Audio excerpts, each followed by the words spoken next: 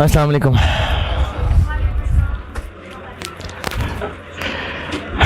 दुरूद शरीफ पढ़ लें।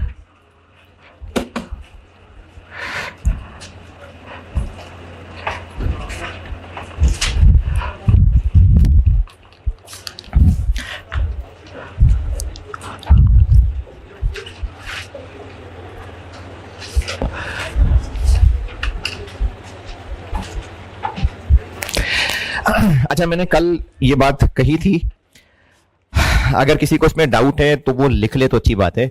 हम जब OQ कह रहे हैं ना, OQ या ऑर्डर साइज या ऑर्डर क्वांटिटी, तो इससे मुराद है कि सप्लायर को परचेज ऑर्डर प्लेस करते हुए, शुरू कर दिया मैंने पढ़ाना शुरू कर दिया। OQ यानी ऑर्डर क्वांटिटी या ऑर्डर साइज का मतलब है कि जब हम सप्लायर को ऑर्डर प्लेस करेंगे तो कितने यूनिट्स मांगेंगे उससे, ये OQ है। OQ का मतलब है कि हम जब सप्लायर को परचेज ऑर्डर प्लेस करेंगे तो हम उसको क्या कहेंगे, कितने यूनिट्स चाहिए हमें, तो वो जो नंबर ऑफ यूनिट्स है वो OQ है। बेस्ट OQ चूज करना है आउट ऑफ गिवन ऑप्शंस, यानी सवाल में आपको कुछ ऑप्शंस दी होंगी, सवाल में कुछ ऑप्शंस दी होंगी, उनमें से बेस्ट OQ चूज करना है। अच्छा, अब ना मैं आपको डिसीजन मेकिंग की एक चीज समझाने लगा हूं। वैसे तो उम्मीद है इस चैप्टर में समझ आ जाएगी, और अगर अभी नहीं भी समझ आई या कच्ची भी समझ आई तो जैसे जैसे इसके सवाल आगे बढ़ेंगे तो इंप्रूव होती जाएगी। फिर भी कच्ची रह गई तो शॉर्ट टर्म डिसीजन मेकिंग में इसको और तफसील से बताना है, जो बात अभी बताने लगा। अगर आपने फैसला करना है कि चले गार्डन टाउन कैंपस पैक से 3 सब्जेक्ट पढ़ने हैं, और नहीं 3 पढ़ने या 2 पढ़ने, मतलब अभी आप ये डिसाइड कर रहे हैं कि 3 पढ़ने के 2 पढ़ने हैं, और ये जो फैसला करना है वो आपने करना है पैसों की बेस पे, यानी पैसे कंसिडर करके फैसला करना है। तो इस फैसले को करने के लिए आप कौन कौन सा खर्चा कंसिडर करेंगे, ठहरे कौन कौन सा खर्चा कंसिडर करेंगे। मैं मिसाल दोबारा दोहरा रहा हूं, पैक गार्डन टाउन कैंपस, फैसला करना है कि 2 पढ़ने के 3 पढ़ने, ये फैसला करना है, और फैसला करना है खर्चों की बेस पे। अभी मैं सवालिया निशान लगाऊंगा तो लगाऊंगा, उससे पहले नहीं, इस फैसले को करने के लिए कौन कौन सा खर्चा कंसिडर करेंगे।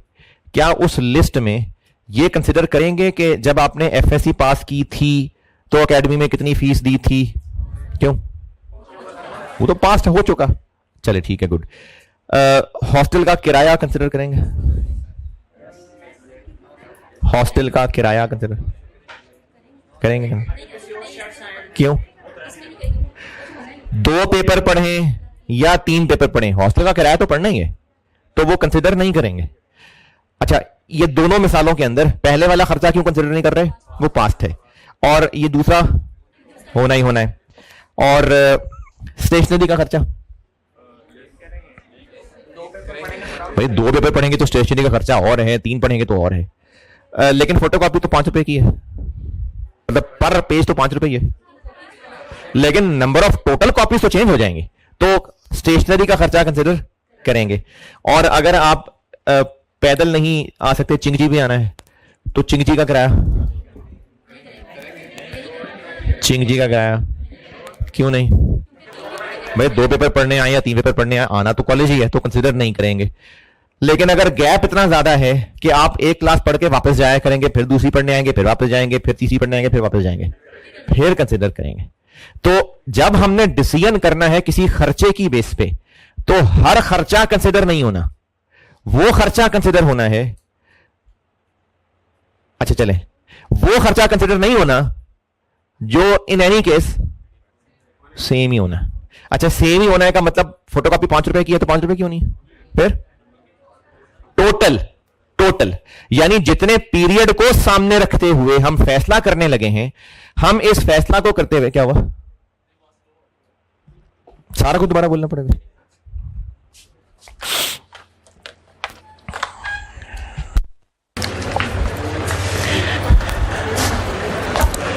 डिसीजन करने के लिए अब आ रही है आवाज, अगर हमने डिसीजन करना है और वो भी खास तौर पे अगर हमने ऑप्शंस कंपेयर करनी है और डिसीजन करना भी खर्चों की बेस पे है, तो वो खर्चे कंसिडर नहीं करेंगे जो टोटल फॉर द पीरियड, पर पेज नहीं, पर डे नहीं, पर चक्कर नहीं। यानी चिंची का किराया अगर कहे जी पर चक्कर तो 25 रुपए ही है, तो ये सेम की बात नहीं हो रही। अगर 2 पेपर रखेंगे तो टोटल खर्चा फॉर 6 महीने चिंची का और होगा, 3 पेपर रखेंगे तो और होगा, तो टोटल की बात हो रही है।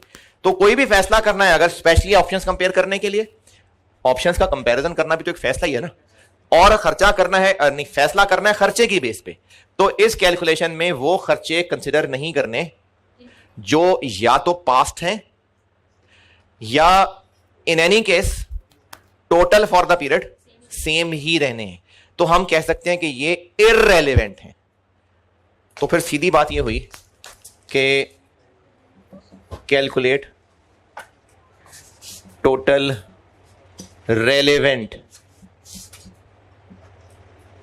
relevant costs for each option relevant।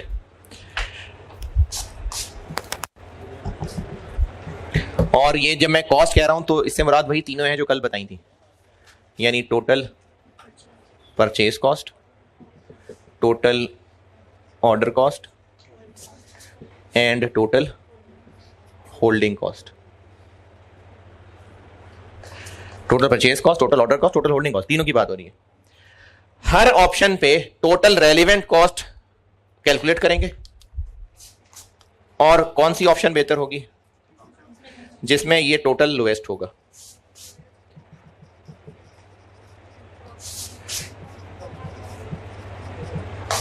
ये तरीका डिसीजन मेकिंग का कि हमें मुख्तलिफ ऑप्शंस होंगी। किस चीज की ऑप्शंस? ओक्यू की ऑप्शंस। ओक्यू के 4000 यूनिट्स रखें या 5000 रखें या 10,000 रखें, तो हमें मुख्तलिफ ओक्यू ऑप्शंस में से बेस्ट चुनना है। तो तरीका यह है कि हर ऑप्शन के ऊपर टोटल रेलिवेंट कॉस्ट कैलकुलेट करें और वो ऑप्शन बेहतर होगी जिसमें इन टोटल कॉस्ट का आंसर लोएस्ट होगा।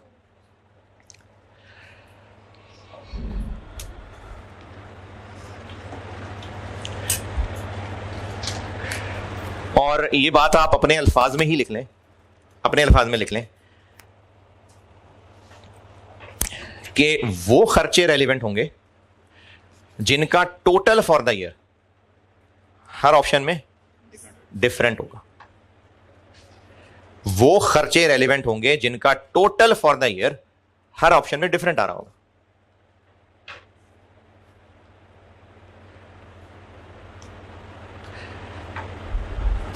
अच्छा, हो सकता है 2 ऑप्शन में सेम हो, तीसरी में फर्क हो, तो भी मैं यही कह रहा हूं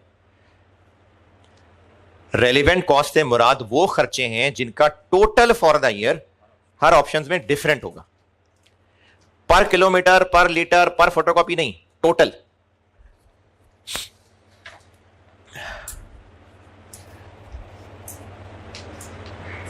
और इसको और पक्का करने के लिए यह भी लिख लें कि वो खर्चा जिसका टोटल फॉर द ईयर हर ऑप्शन में सेम ही रहना है वो इररेलेवेंट। ये और पक्की हो जाएगी बात। वो खर्चा जिसका टोटल फॉर द ईयर हर ऑप्शन में सेम ही आएगा तो वो इररेलेवेंट।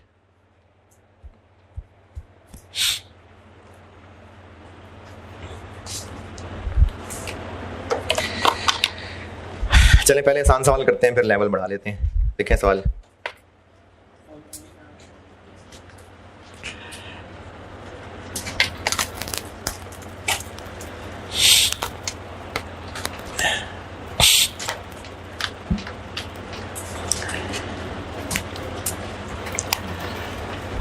हाँ जी, दोनों बातें noted. Annual demand, annual demand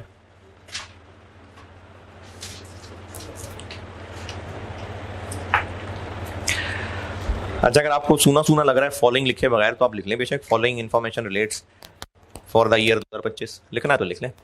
annual demand 90,000 units, 90,000 units, 90,000 units.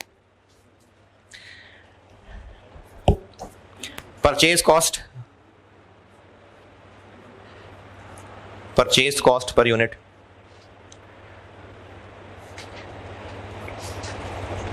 ₹100, ₹100। Relevant order cost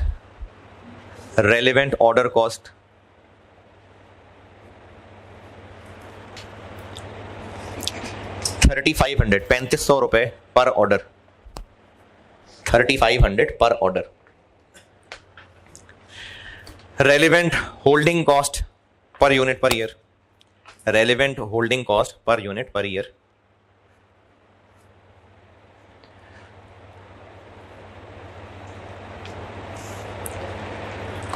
₹15 ₹15।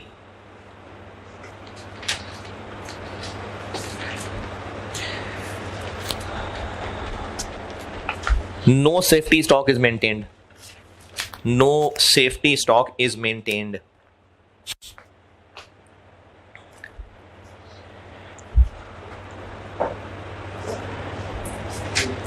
Required है मुझसे which of the following OQ is better?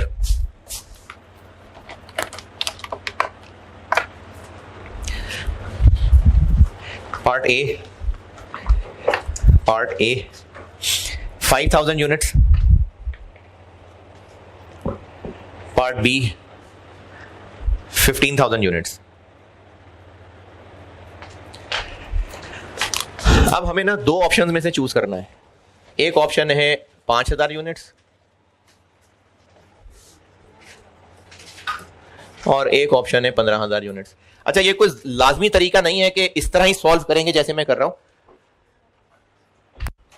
यानी अपोजिट कॉलम में भी कर सकते हैं और अलग अलग भी कर सकते हैं कि पहले सॉल्व कर रहे हैं 5,000 यूनिट्स फिर सॉल्यूशन आए, फिर सॉल्व कर रहे हैं 15,000 यूनिट्स फिर सॉल्यूशन आए। तो कॉलम वाइज भी कर सकते हैं और अलग अलग हेडिंग देके सेपरेटली भी कर सकते हैं।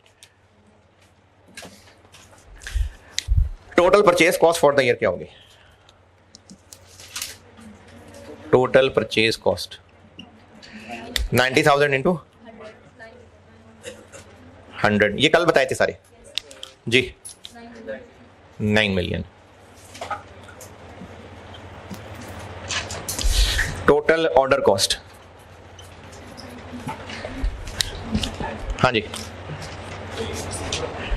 3500 इंटू नंबर ऑफ ऑर्डर्स, और वो कैसे निकलेंगे? एनुअल डिमांड डिवाइडेड बाय, अब हम कह देते हैं OQ, यानी 5,000 रखेंगे तो ये आंसर आएगा, 15,000 रखेंगे तो ये आंसर आएगा 63,000 21,000।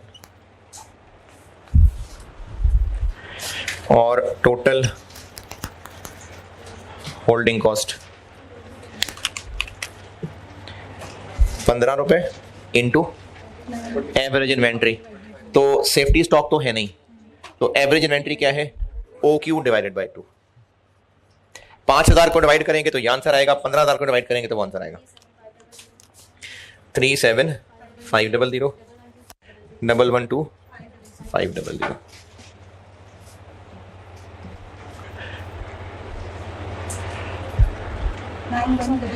9100 500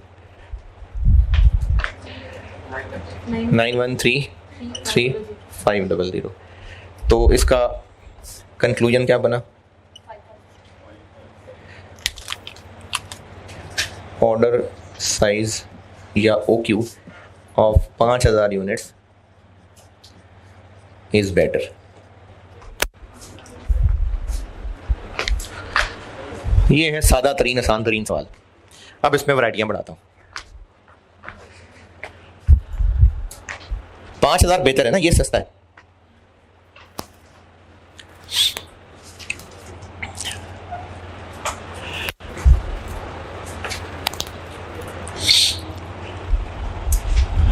जी यहां तक कोई सवाल? अच्छा, एक तो बनता ही है। हाँ जी,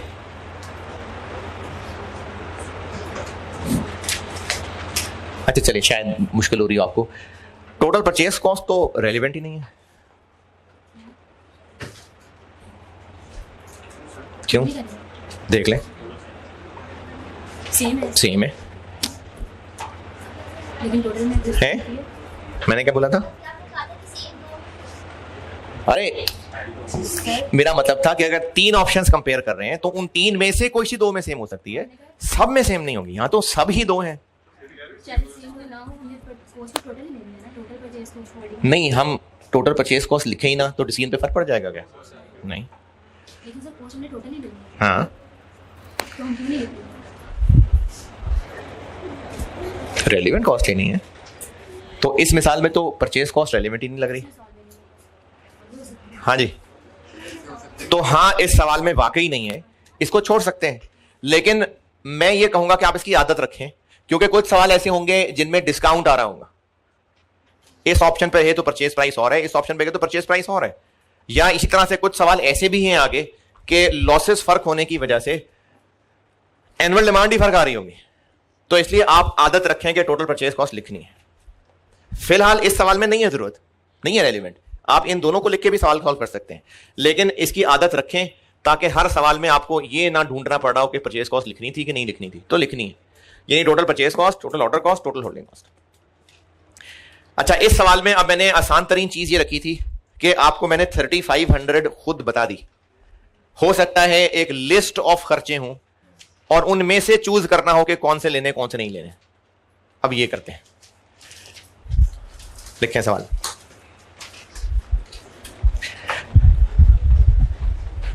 अच्छा, अभी पहला सवाल है, आपको सोचने में थोड़ी मुश्किल लगेगी, आहिस्ता आहिस्ता इंप्रूवमेंट हो जाएगी और 2-3 सवाल करने के बाद मैं आपको कुछ टिप्स भी बता दूंगा, उससे भी आसानी हो जाएगी। यानी ये प्रैक्टिस से इंप्रूवमेंट होगी, ये पहचानने में कि रेलिवेंट है कि नहीं, होगी, इंप्रूवमेंट होगी। ये नोटेड तो बताऊं। अगला सवाल, चलें अगला सवाल। Annual demand 120,000 units, annual demand 120,000 units.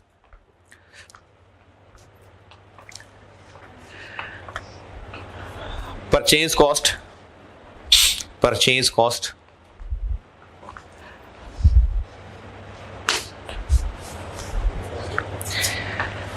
80 रुपए पर unit, ₹80 per unit. Broker commission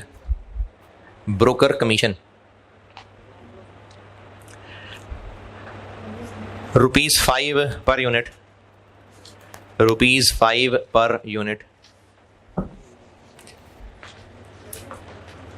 order placement cost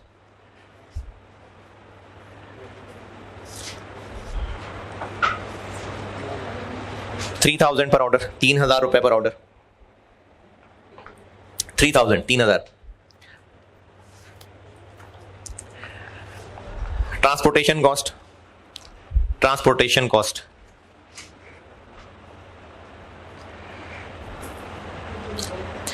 $2,000 पर ऑर्डर, ₹2,000 पर order.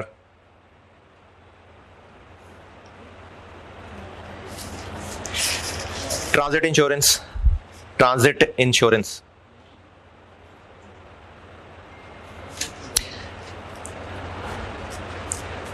₹10 per unit, ₹10 per unit.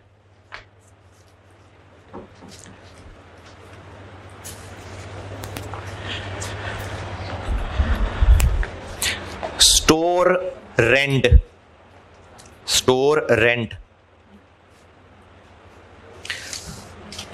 75,000 per month, ₹75,000 per month.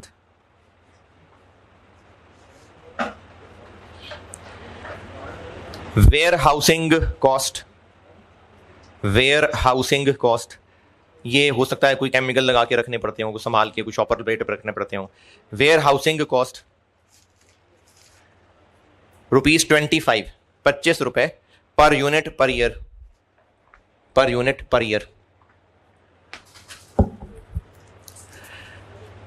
Other holding cost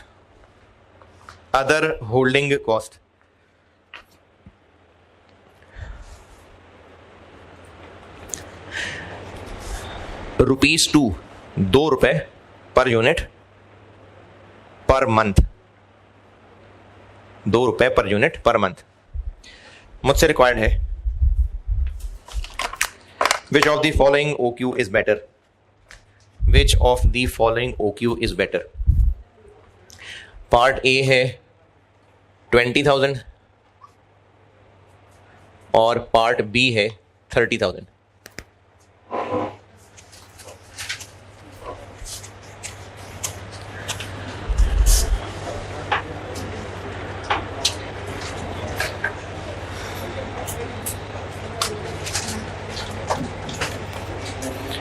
और सेफ्टी स्टॉक का कुछ नहीं बताया तो नहीं है।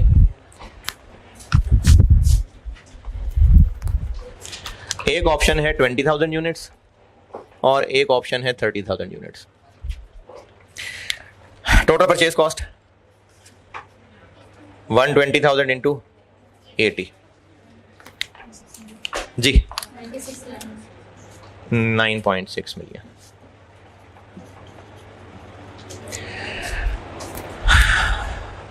Total order cost per order जो कि अब हमें खुद ही जोड़ तोड़ करके बनानी पड़ेगी into 120,000 over OQ। Total holding cost per unit per year जो हमें खुद ही जोड़ तोड़ करके बनानी पड़ेगी into OQ/2।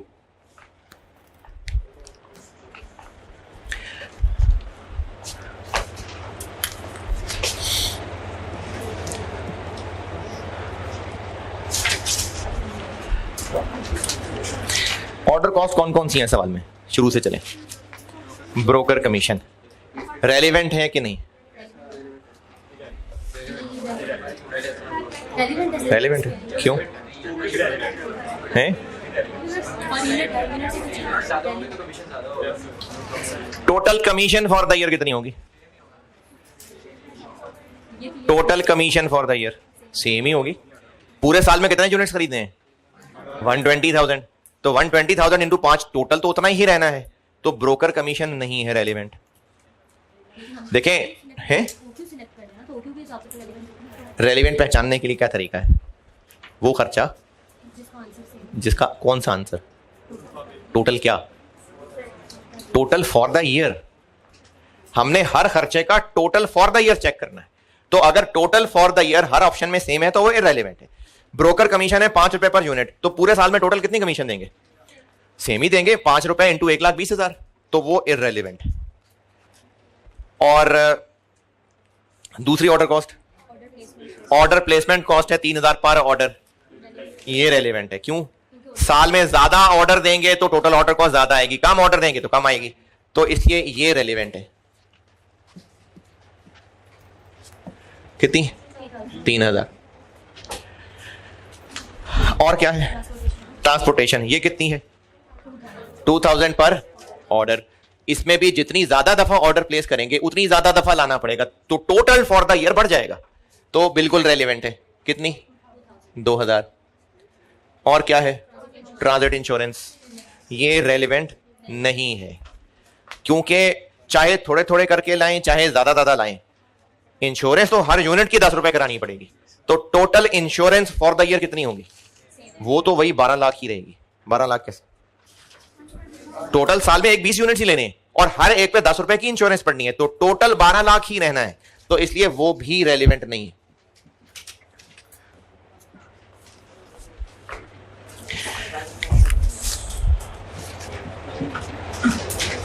Holding cost,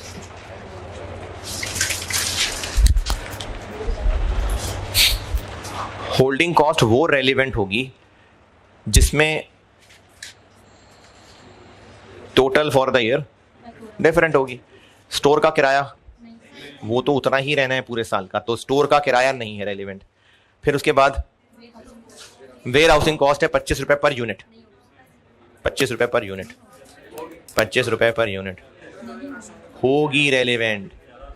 total warehousing cost कैसे निकालेंगे? 25 रुपए इंटू 25 रुपए इंटू एवरेज इन्वेंट्री। फार्मूला देखें, एवरेज इन्वेंट्री। तो OQ ज्यादा होगी तो एवरेज इन्वेंट्री ज्यादा होगी, OQ कम होगा तो एवरेज इन्वेंट्री कम होगी, तो total warehousing cost for the year change हो जाएगी। होल्डिंग कॉस्ट का टोटल फॉर द ईयर निकालने के लिए क्या मैंने आपको एनुअल डिमांड लिखाया था फार्मूले में? नहीं, एवरेज इन्वेंट्री लिखाई थी। तो OQ ज्यादा रखेंगे तो एवरेज इन्वेंट्री ज्यादा होगी, OQ कम रखेंगे तो एवरेज इन्वेंट्री कम होगी, तो total holding cost for the year फर्क पड़नी शुरू हो जाएगी। तो ये जो वेयर हाउसिंग कॉस्ट है ये रेलिवेंट है। कितनी है? 25। फिर इसके अलावा अदर होल्डिंग कॉस्ट बताइए आपको कितनी है? 2 रुपए पर यूनिट पर मंथ।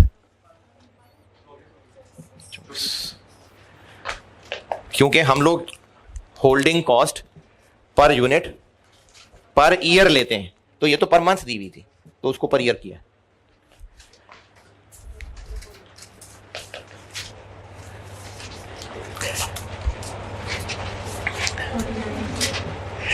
अच्छा, वैसे अगर आप इस सवाल पे ही गौर कर लेना तो वो जो मैंने आपको 2-4 सवालों के बाद टिप बतानी है, आपको अभी ही वो नजर आ गई होगी।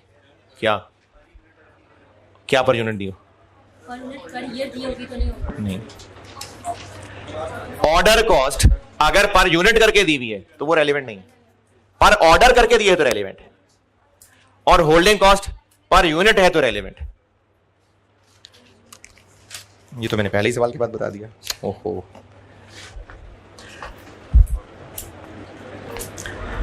ऑर्डर कॉस्ट अगर पर ऑर्डर करके है तो रेलिवेंट है, पर यूनिट करके है तो रेलिवेंट नहीं है। लेकिन होल्डिंग कॉस्ट पर यूनिट करके है तो वो रेलिवेंट है। अच्छा, ये टिप्स हैं, पक्के रूल नहीं है। कुछ मिसालों में सवाल की वर्डिंग के हिसाब से भी फैसला होगा। वैसे काफी हद तक पक्की हैं, लेकिन फिर भी कुछ सवालों में इससे कुछ हटके भी हो सकता है, लेकिन ज्यादातर बिल्कुल चल जाएगी ये बात। तो वो जो पिछले सवाल में मैंने 3500 दिया था, तो वो अब आपको खुद निकालना पड़ रहा है। पिछले सवाल में जो 15 रुपए दिया हुआ था वो खुद निकालना पड़ रहा है। तो ये हो गया 5000 और ये हो गया 49। 50 मिलियन 20,000 से डिवाइड करेंगे 30,000, 30,000 से डिवाइड करेंगे 20,000 को डिवाइड करेंगे तो 490, 30,000 को डिवाइड करेंगे 735,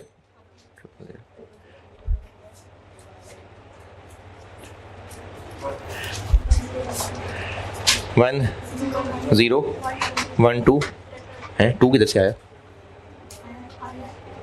2 किधर से आ गया? अच्छा, 120।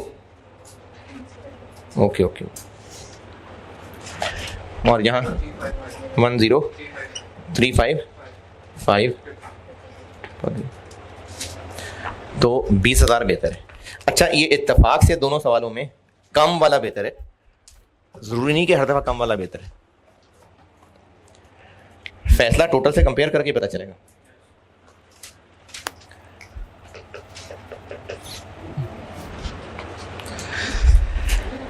अच्छा, इस लिस्ट में से जिसको मैंने रेलिवेंट लिखा है और जिसको रेलिवेंट नहीं लिखा, उस पे स्टिल कंफ्यूजन है किसी पॉइंट पे तो बोलें।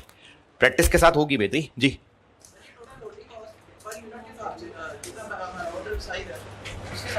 ऑर्डर साइज, हाँ।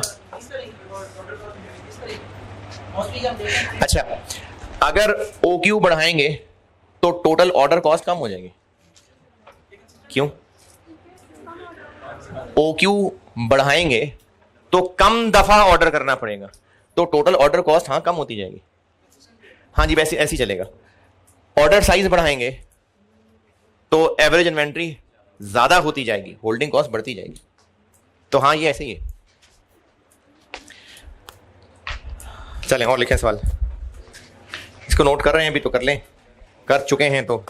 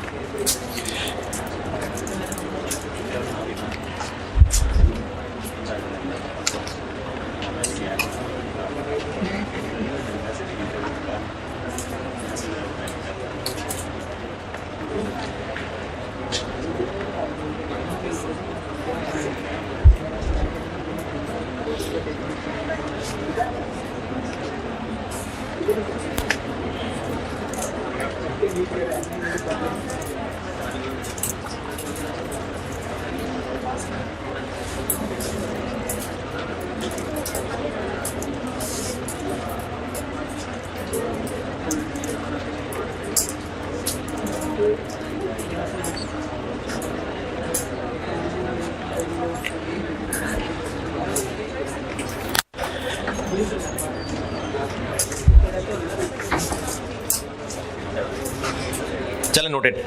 अगला सवाल लिखें। Annual demand, annual demand 100,000 units,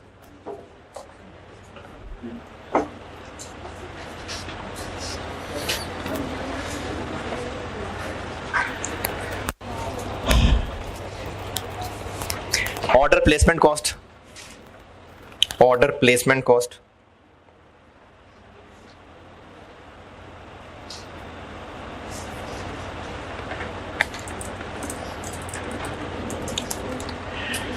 $2,500 पर ऑर्डर, 2500 पर ऑर्डर।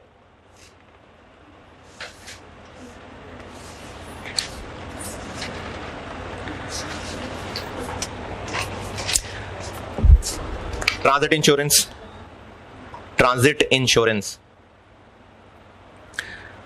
1500 पर ऑर्डर, 1500 पर order.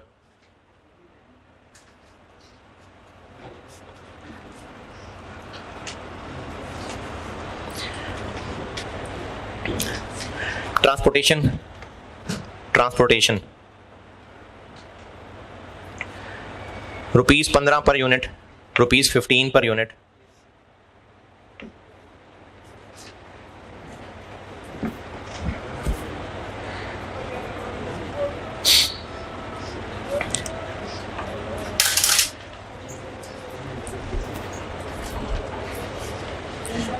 Interest cost, interest cost 10% per annum, 10% per annum.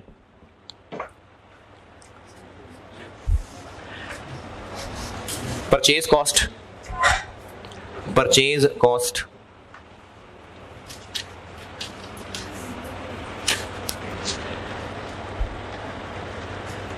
₹120, 120 per unit, 120 per unit.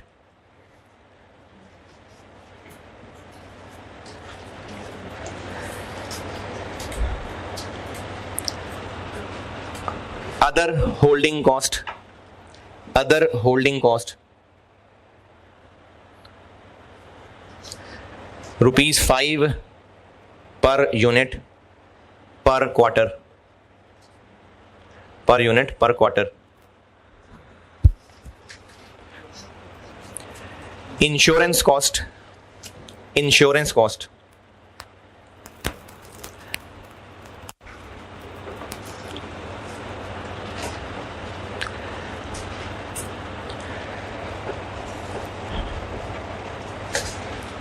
₹8, ₹8 per unit per year.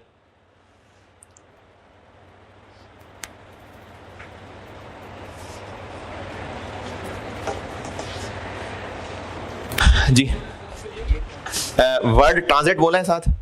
नहीं, तो ये स्टोर में रखे हुए की हिफाजत के लिए, आग लग जाए, चोरी हो जाए।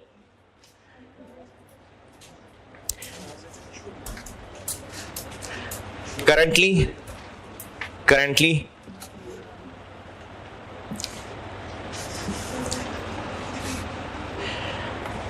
an order size of, currently an order size of 10,000 units is followed, is followed. However, supplier has offered, supplier has offered a bulk discount of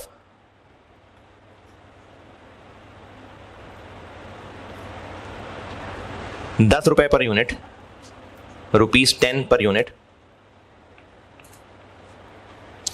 for an order size of, for an order size of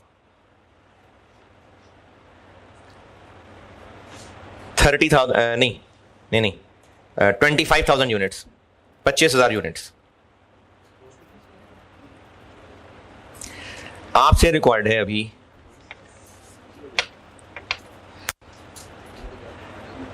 advise whether discount offer should be accepted or not.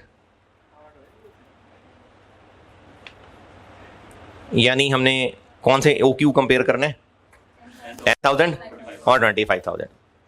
चलें करें. अच्छा, कल बताया था मैंने, दोबारा बता देता हूं. इंटरेस्ट कॉस्ट क्यों रेलिवेंट है? क्योंकि हम जो इन्वेंट्री हम जो खरीदेंगे यानी कितने रुपए की, नहीं 1 यूनिट कितने का होता है, 120 रुपए का. हम जो इन्वेंट्री खरीदेंगे वो लोन लेके खरीदेंगे, तो जब तक इन्वेंट्री पड़ी रहेगी लोन वापस नहीं हो सकेगा और उस पर इंटरेस्ट पड़ा करेगा. तो इसलिए ये रेलेवेंट होल्डिंग कॉस्ट. करें सॉल्व है? हाँ पक्की बात है, सोचें. मैंने इसी जुमला दोबारा बोल देता हूं. हम इन्वेंट्री खरीदेंगे तो लोन लेके खरीदेंगे.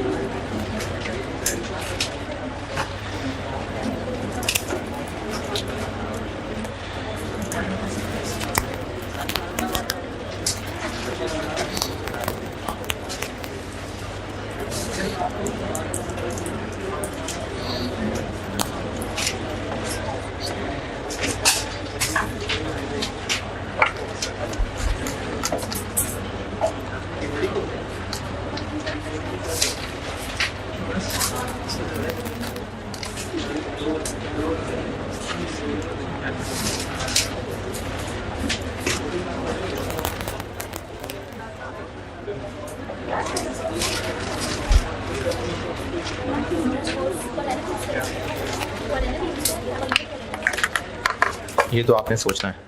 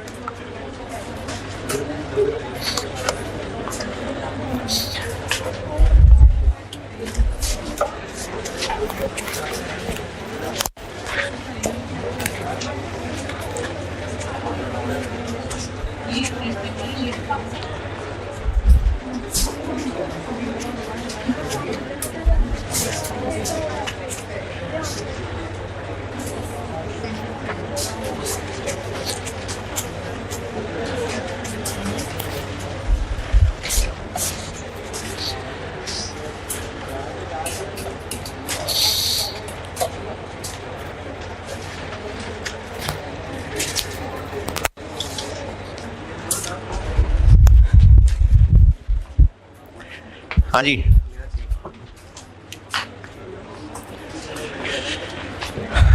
डन के डूइंग डूइंग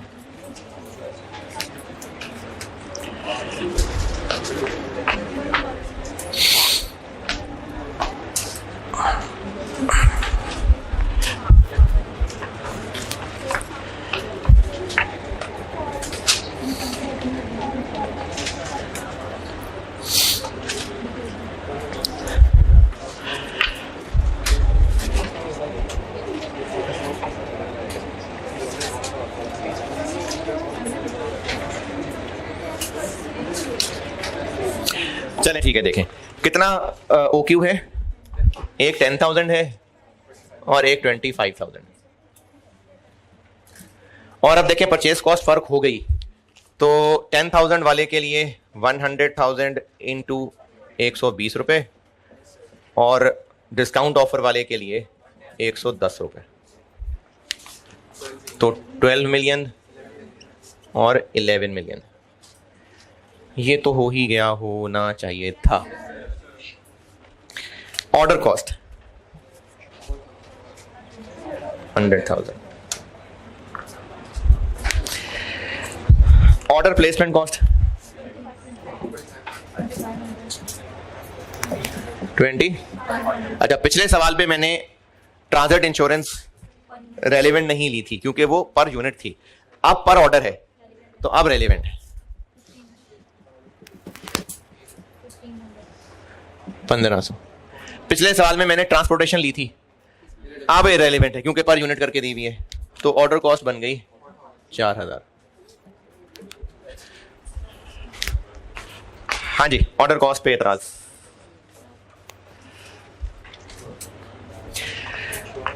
होल्डिंग कॉस्ट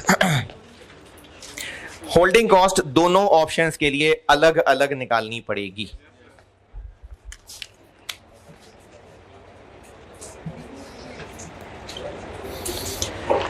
जो करंट पॉलिसी है पहले उसकी बताता हूं। इंटरेस्ट कॉस्ट, इंटरेस्ट कॉस्ट है 10%, तो यहां मैं 10% लिख दूं? नहीं, रुपए लिखने। तो इंटरेस्ट कॉस्ट क्यों रेलेवेंट है? हम ये खरीद के लाएंगे तो उधार से खरीदेंगे, तो कितना लोन लेंगे?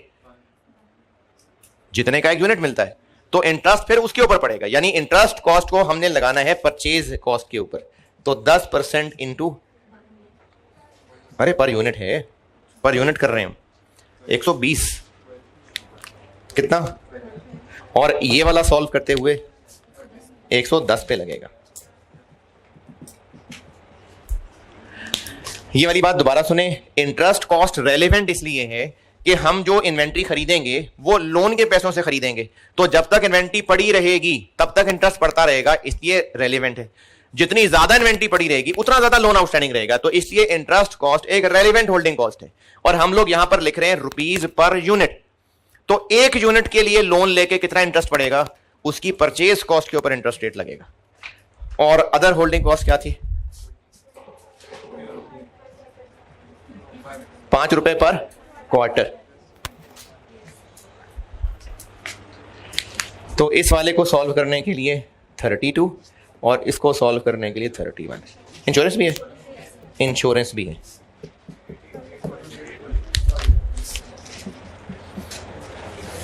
कितनी? 8 रुपए। 40 39।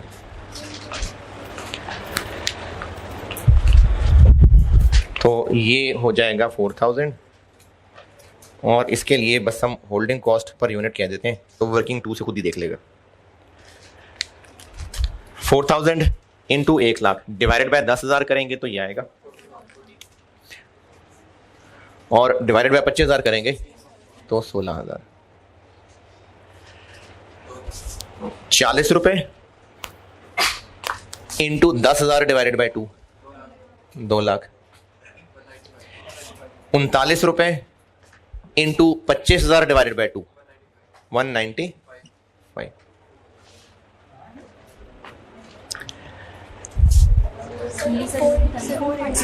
487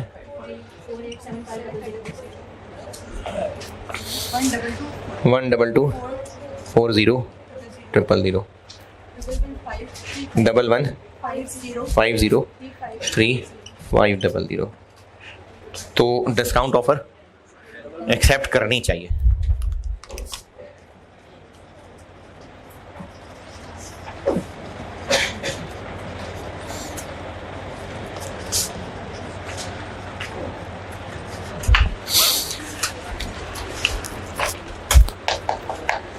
अच्छा, अगर इसी सवाल की एक रिक्वायरमेंट होती कि अगर हम डिस्काउंट ऑफर एक्सेप्ट कर लें तो हमें क्या फायदा होगा, कितना फायदा होगा, इन दोनों का डिफरेंस ले लें। बस जबानी याद हो गया ना। अगर एक और रिक्वायरमेंट होती कि डिस्काउंट ऑफर एक्सेप्ट करने से हमें कितना बेनिफिट होगा, तो इन दोनों का डिफरेंस आंसर है।